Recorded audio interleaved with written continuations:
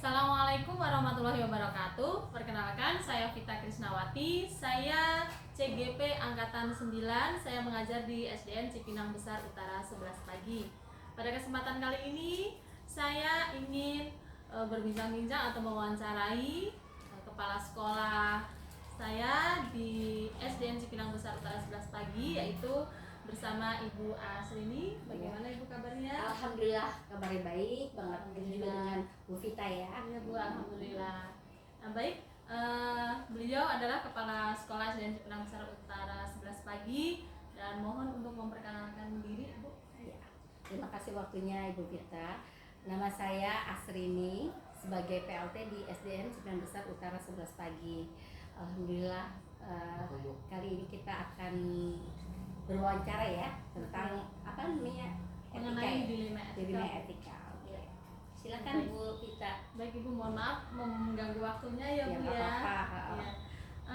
Sebelumnya ini nanti ada beberapa pertanyaan yang ingin saya sampaikan ke Ibu mengenai dilema etika yang sedang berjalan di sekolah kita ya Bu ya.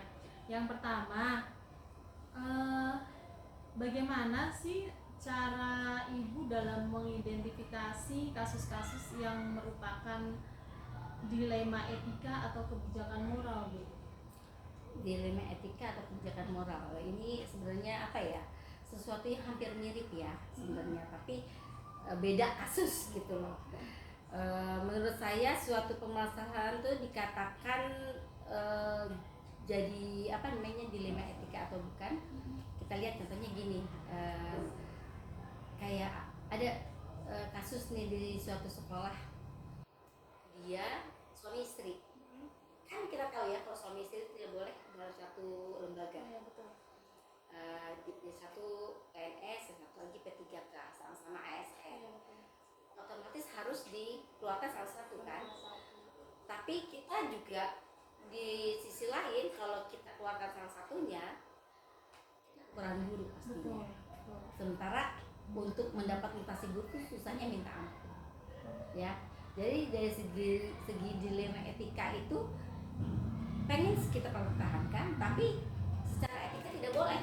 Ya. Dalam satu lembaga suami istri ada gitu. Itulah suka ada. Mudah-mudahan ya di sekolah kita nggak ada ya. Tapi saya pernah mengalami dulu begitu. Sekolah saya ada suami istri, ya saya bersurat ke atas untuk diatur bagaimana. Karena kalau saya diem aja kan salah, ya kan? Tapi kalau melihat dari kepentingan sekolah saya mau mempertahankan mereka berdua. Karena apa? Sekolah kami membutuhkan orang. Kalau nggak, semoga sih pemerintah atau yang berkepentingan di atas bisa memahami apa yang benarnya ya, apa dengan keadaan sekolah yang ada itu. Karena memang kita juga butuh ya. Betul ya. Dan akhirnya sekolah kita juga dilema antara memang harus aturan yang harus keluar salah satu, tapi karena perlu ya, jadi kita pertahankan. Tapi kalaupun ada yang ganti kan susah, tidak semudah memberikan telapak tangan kan mendapatkan guru dari luar itu. Jadi ya kita bersurat aja untuk supaya guru yang bersangkutan salah satunya untuk mutasi kita taruh. Ya, betul. Jadi sehingga nanti kita akan mendapatkan Gantinya, penggantinya ya Bu ya, betul. dari pemerintah. Jadi tidak ada kekosongan Iya, belum betul. ngajar. Oke, baik Ibu. Lalu Bu, mungkin selama ini bagaimana sih Ibu menjalankan pengambilan sebuah keputusan di sekolah, terutama untuk kasus-kasus di mana ada dua kepentingan yang sama-sama benar ya, seperti tadi ya Bu ya, atau sama-sama mengandung nilai kebaikan. Kalau saya tuh mengambil keputusan tidak hanya dari saya sendiri ya. Biasanya saya bicarakan dengan terkait di sekolah, misalnya wakil kepala sekolah, guru senior yang kita ajak diskusi bersama. Kalau mungkin memang kita misalnya bertiga itu atau berempat tidak bisa memecahkan masalah, kita kalau dipecahkan sama-sama dengan guru-guru lain, kenapa tidak gitu, untuk mengambil keputusan yang baik. Karena ini kan dilema etika ini kan sama-sama benar sebenarnya, tapi harus diambil salah satunya kan. Jadi kalau sebelum saya ambil keputusan sendiri, saya bicarakan dulu dengan yang terkait, misalnya Wakasek, guru senior atau salah satu guru yang kita anggap bisa memahami suasana di sekolah. Gitu. Oke, jadi nanti keputusan itu baru bisa diputuskan. Iya, kita ambil solusinya nanti dari kan pendapat dari Wakasek begini, guru senior begini. Nah, kita padukan. Nah, kita cari solusi yang paling baik untuk mengambil keputusan mana yang kita ambil. Gitu. Baik, luar biasa ya Bu ya. Baik Ibu, untuk yang ketiga tadi mengenai pengambilan keputusan. Nah sekarang bagaimana sih Bu langkah-langkah atau prosedur seperti apa yang biasa Ibu lakukan selama ini Bu? Prosedurnya ya gini, guru yang bersangkutan sebelumnya kita panggil ya, kita kasih penjelasan tentang kan kalau orang di zona nyaman kan nggak mau pindah dong, ya. Walaupun suami istri ya, penting kan di sekolah kita profesional gitu ya, tapi kan di atasan nggak boleh begitu. Kita kan dia kasih pengertian. Lalu kita bilang walaupun kami benar-benar di sekolah tuh sangat memerlukan si guru itu, tapi kan karena ada peraturan yang memang harus kita penuhi, kita patuhi, jadi di zona nyaman kan nggak mau pindah dong, ya. Walaupun suami istri ya, penting kan di sekolah kita profesional gitu ya, tapi kan di atasan nggak boleh begitu. Kita kan dia kasih pengertian. Lalu kita bilang walaupun kami benar-benar di sekolah tuh sangat memerlukan si guru itu, tapi kan karena ada peraturan yang memang harus kita penuhi, kita patuhi, jadi penuh kelegoan harus mengurus soal mutasi itu. Tapi ya kita juga mencari solusi yang lagi, yaitu guru penggantinya harus ada gitu. Karena kan nggak mungkin juga kalau si istrinya misalnya pindah, kelasnya kosong dong, kita kurang guru. Mungkin kita untuk sementara bisa deh guru yang satu paralel ganti-gantian, tapi kan nggak mungkin seterusnya gitu. Makanya saya sebagai pemimpin akan mencari yang terbaik ya. Selagi proses itu berjalan, cari pengganti buat mengganti posisi yang jadi kebutuhan kita juga terpenuhi ya. Jadi anak-anak juga tidak terlantar. Betul sekali. Oke baik Bu, untuk kemudian hal-hal apa saja ya Bu ya yang selama ini Ibu anggap efektif dalam pengambilan keputusan pada kasus-kasus dilema etika? Saya biasanya melakukan analisis dulu. Ya analisis dulu nih, bagaimana sih ini kasus ya. Kemudian kita berdasarkan norma-norma yang ada dalam aturan itu, kita hendak kita ambil yang terbaik dan tidak merugikan semua orang, tidak merugikan pihak manapun gitu. Iya, karena kita kan mau ambil yang terbaik dari kebijakan itu, ya nggak?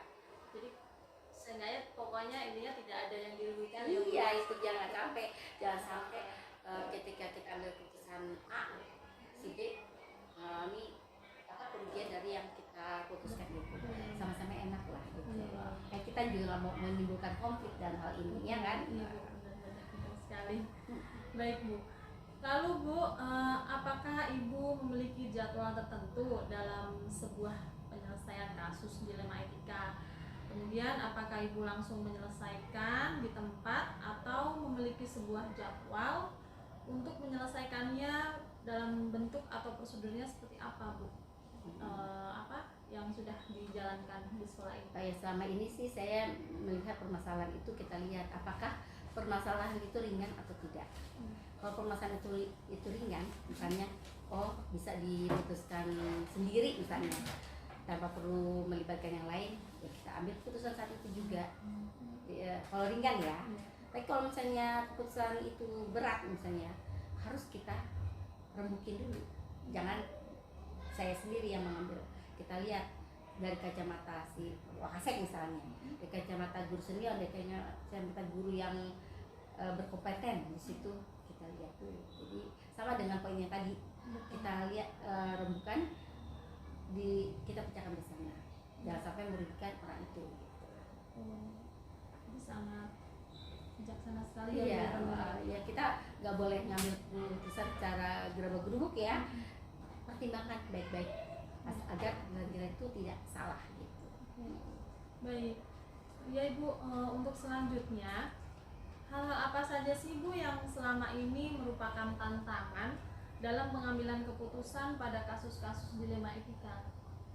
Wah, banyak banget ya tantangannya tuh dalam mengambil keputusan tuh banyak. Kadang-kadang di hati kecil kita berat untuk ngomongnya, tapi harus kan, karena ya bukan dalam satu sekolah pasti nggak mungkin nggak ada masalah, pasti ada masalah, mau berat mau ringan mau apa pasti ada. Jadi tantangan itu sebagai kepala sekolah banyak sekali. Jangan sampai ya jangan sampai kita mengambil keputusan yang salah benar menurut kita, belum tentu menurut lain, bukan kan? Jadi tantangannya itu. Jadi jangan sampai mengambil keputusan yang salah. Jadi kalau perlu kita rembukan, kenapa enggak gitu. Saya nggak pernah gengsi untuk merembukan dengan yang lain. Saya selalu ajak bicara bareng-bareng, Berdiskusi ya Bu ya. Iya. Baik Bu, kemudian untuk yang terakhir ya Bu ya, adakah seseorang atau faktor-faktor yang selama ini membantu Ibu dalam pengambilan keputusan di dalam kasus dilema etika di sekolah ini Bu? Ada dong pasti ya, karena bagi saya guru itu keluarga ya. Jadi nggak hanya 1-2 guru ya, kalau perlu semua guru tuh kita ajak seperti briefing gitu. Kita ambil briefing itu buat apa sih? Briefing itu membicarakan masalah, mengutarakan, misalnya kita ada, nggak hanya untuk pemberitahuan aja, tapi kadang-kadang kita sekolah ini lagi ada masalah apa, kita bicarakan. Nah biasanya selain Wakasek ya, yang biasa kita suka yang secara intens untuk bicara, kita juga dengan yang lainnya, dengan orang tua pun juga ya, komite juga kita, kalau memang melibatkan siswa ya, orang tua siswa dan komite juga kita ajak untuk terlibat dalam pemecahan masalah. Tapi paling enggak ya dengan anggota sekolah ini, guru, Wakasek dan semuanya kita ajak bersama-sama untuk memecahkan masalah ini. Gitu. Jadi kan keputusan, kadang-kadang pemikiran saya belum tentu benar, ya kan? Pendapat si A kita kumpulkan, mana yang paling baik di antara semuanya itu. Itulah solusi. Baik Ibu. Jadi pada dasarnya untuk garis besarnya mengenai dilema etika ini, untuk di sekolah ini dalam pemecahan masalah, jadi kita bersama-sama ya Bu ya, dibicarakan sama-sama, kemudian didiskusikan mana keputusan yang terbaik diambil yang terbaik seperti itu ya Bu ya. Betul. Oke. Baik, terima kasih. Demikianlah wawancara saya bersama Ibu Kepala Sekolah Ibu Asrini mengenai dilema etika yang sudah terjadi di sekolah di SDN Cipinang Besar Utara 11 pagi. Terima kasih. Wassalamualaikum warahmatullahi wabarakatuh. Waalaikumsalam warahmatullahi wabarakatuh. Terima kasih Ibu.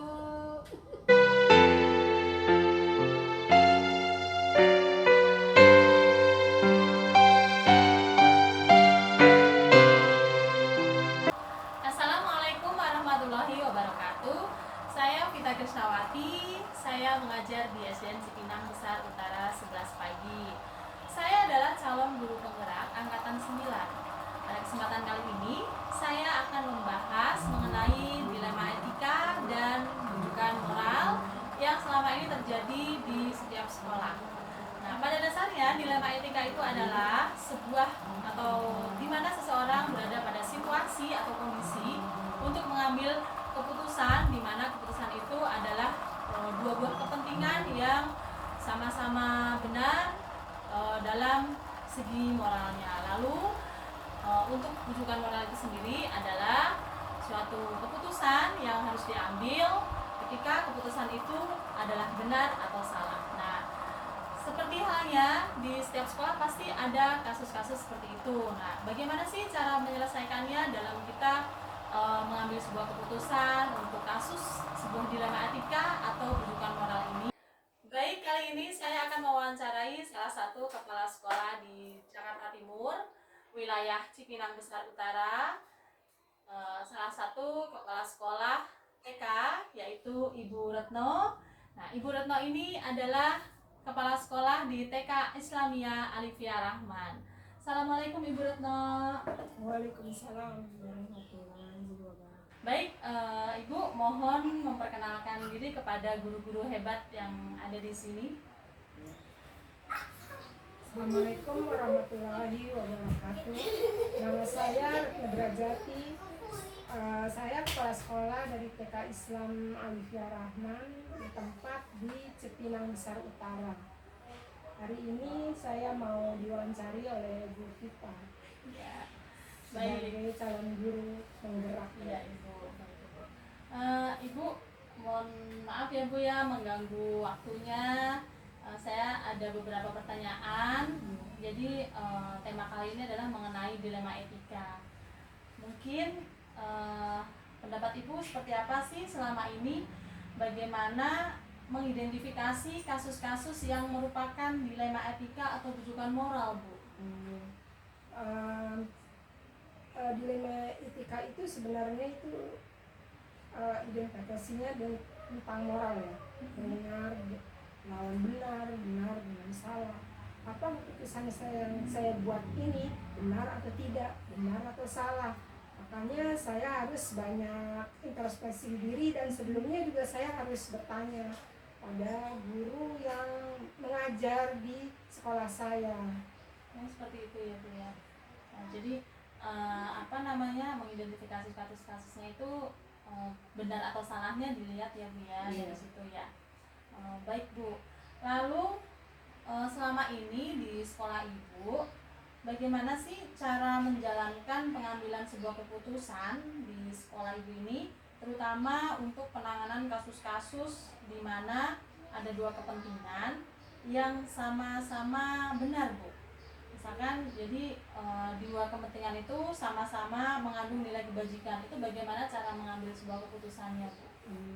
Sebelum saya mengambil keputusan, biasanya di sekolah saya ini kita mengadakan rapat kalau ingin mengadakan suatu kegiatan. Biasanya saya bertanya dulu sama guru yang mengajar di sini, apakah kita perlu mengadakan suatu rapat dengan komite. Kalau misalnya sepakat antara saya dengan guru, kemudian kita laksanakanlah suatu rapat kecil antara komite dengan guru. Nah, seperti itu ya Bu ya. Jadi sebelum mengambil keputusan itu, Ibu mengadakan rapat lah kepada guru-guru. Jadi nanti diambillah sebuah keputusan mana yang terbaik ya Bu. Oke, baik. Untuk yang berikutnya Bu, langkah-langkah atau prosedur seperti apa yang biasa Ibu lakukan selama ini? Langkah-langkahnya biasanya saya mengidentifikasi dulu apakah suatu keputusan atau persoalan itu penting atau tidak dalam di sekolah ini. Kalau tidak, tentu saya tidak mengambil suatu keputusan yang tidak berarti, saya anggap tidak berarti. Tapi kalau misalnya memang penting bagi sekolah, saya ambil keputusan itu adalah jalan yang terbaik. Seperti itu ya Bu ya. Jadi Ibu mengidentifikasi kasusnya terlebih dahulu ya Bu ya. Nah, baik Bu, untuk selanjutnya hal-hal apa saja sih Bu yang selama ini Ibu anggap efektif dalam pengambilan sebuah keputusan pada kasus-kasus dilema etika Bu? Hal-hal yang saya ambil dalam dilema etika itu, satu saya mengumpulkan bertanya pada orang tua murid, apakah selama ini kita harus memberikan suatu keputusan yang sangat berarti. Keduanya, kita kumpulkan sebulan sekali, kita mengadakan rapat.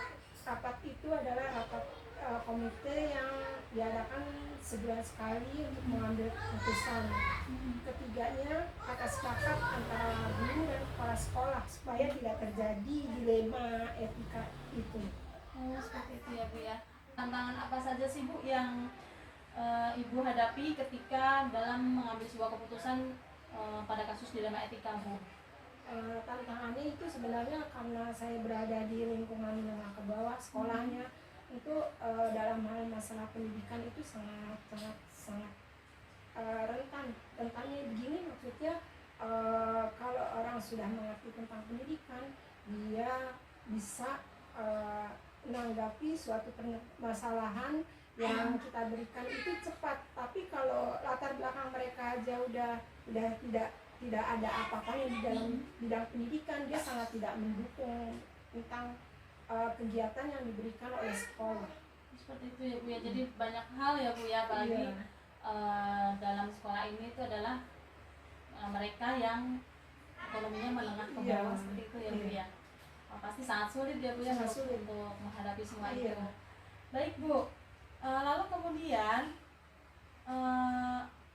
apakah Ibu mempunyai sebuah tata kala atau jadwal untuk dalam sebuah penyelesaian kasus dilema etika ini? Kemudian apakah Ibu langsung menyelesaikannya di tempat atau memiliki sebuah jadwal untuk menyelesaikannya, mungkin dalam bentuk prosedur atau seperti apa yang Ibu jalankan selama ini Bu? Selama ini kita nggak punya jadwal, memang kita punya apa namanya, punya suatu pertemuan. Misalnya kita mau mengadakan suatu kunjungan, tentunya kita harus bermusyawarah dengan komite sekolah juga guru. Terus tantangannya yang tadi ada pro dan kontranya.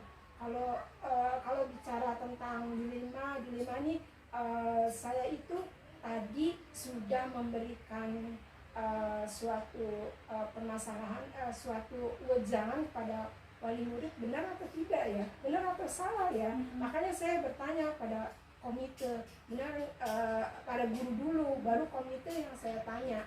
Setelah itu barulah saya menyimpulkan kasus dari dilema etika itu. Oh iya, baik, luar biasa ya Bu ya. Dalam penanganan kasus khususnya dilema etika ini ya Bu ya. Kemudian Bu, apakah ada seseorang atau faktor-faktor apa saja sih yang selama ini mempermudah atau membantu Ibu dalam pengambilan sebuah keputusan? Jadi mungkin adakah seseorang atau faktor yang lain yang membantu Ibu dalam penanganan kasus penyelesaian dilema etika ini? Kasus-kasus dari dilema etika ini ada sangat yang mendukung adalah ketua komitenya. Kebetulan saya mempunyai ketua komite tahun ini, dia sangat mendukung kegiatan sekolah, mendukung guru-gurunya dalam proses belajar mengajar, sangat sekali dalam segalanya dia yang men-support kita. Terutama saya dan guru-guru itu menjadi lebih baik dan lebih baik lagi. Oke, baik. Jadi yang berperan adalah komite sekolah ya Bu ya. Oke, baik Bu. Kemudian tadi kan Ibu sudah menyampaikan ada beberapa mengenai penanganan kasus dilema etika yang ada di sekolah ini. Kemudian tantangannya pun juga Ibu sudah sampaikan. Lalu ada faktor-faktor pendukungnya juga ya Bu ya. Kemudian cara mengidentifikasinya juga. Nah, kemudian dari tadi semua yang sudah Ibu sampaikan, pembelajaran apa sih Bu yang dapat Ibu petik dari pengalaman Ibu dalam mengambil sebuah keputusan dilema etika ini? Pelajaran yang saya ambil dari kesimpulan semuanya ya, sangat berarti. Saya sebagai kepala sekolah itu sangat ingin disupport oleh komite sekolah, terutama oleh ketua komitenya. Keduanya dalam program sekolah itu kegiatan-kegiatannya ingin sekali didukung.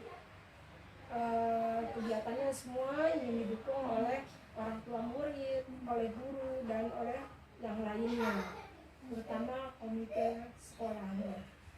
Oh, jadi seperti itu ya Bu ya. Jadi dalam kesimpulannya bahwasannya kita itu butuh support atau dukungan ya Bu ya, untuk penyelesaian kasus dilema etika ini. Kalau di sekolah Ibu tentunya adalah komite sekolah dan orang tua murid ya Bu ya. Oke, baik Bu, terima kasih atas jawaban-jawaban sudah Ibu berikan mengenai kasus dilema etika yang terjadi di sekolah ini di TK tadi Bu. TK Islam Alifia Rahman. TK Islam Alifia Rahman. Baik, demikian terima kasih kegiatan wawancara saya kepada Ibu Retno selaku Ibu Kepala Sekolah TK Islam Alifia Rahman. Kemudian saya ucapkan terima kasih. Wassalamualaikum warahmatullahi wabarakatuh. Waalaikumsalam warahmatullahi Terima kasih Ibu. wabarakatuh. Sama-sama.